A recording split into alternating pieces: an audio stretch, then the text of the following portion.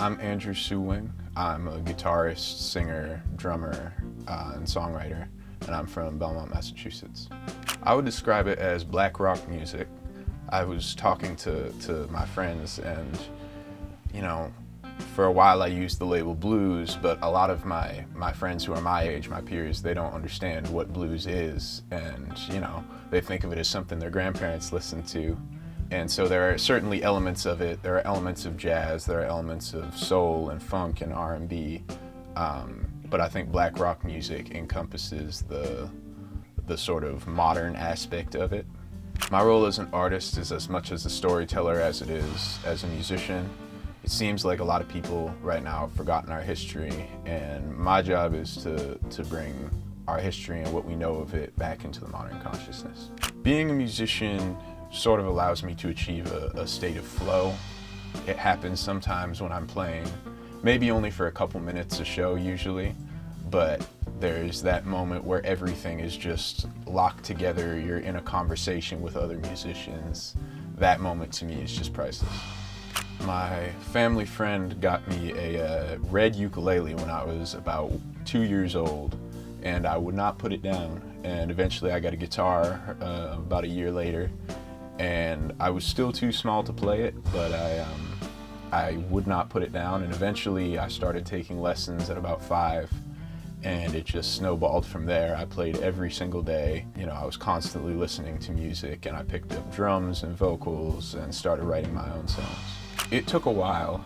I started songwriting when I was about 13 after hearing Grandma's Hands by Bill Withers, and that was the sort of inspiration that I needed to write my first song. And I was surprised when I wrote my first song because it came out in one sitting. I didn't need to edit it at all. It was done. A song that's been in my life and my consciousness and my ears since I was basically as long as I can remember is a song by Oliver Mutukudzi called Zoka Uyame. And it's a Zimbabwean song where he's playing guitar, and there's it really is just like a very soulful piece of music.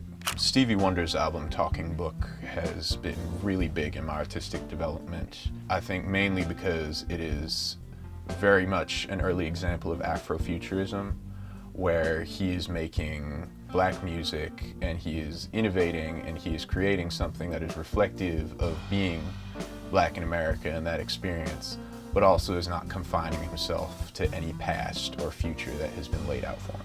There are a lot of people who are wonderfully inspiring to me, which is a very lucky situation for me to be in.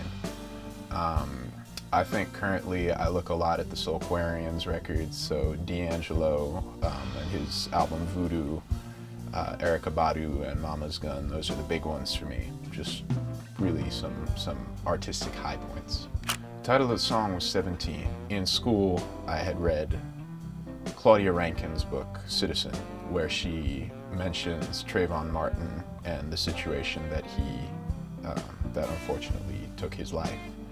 And that to me really resonated. And I saw in Trayvon Martin some of myself, and there was a really tangible fear there. And I wrote that song because I was going to turn 17 in a couple months at that point, and it had me imagining, am I gonna make it that far?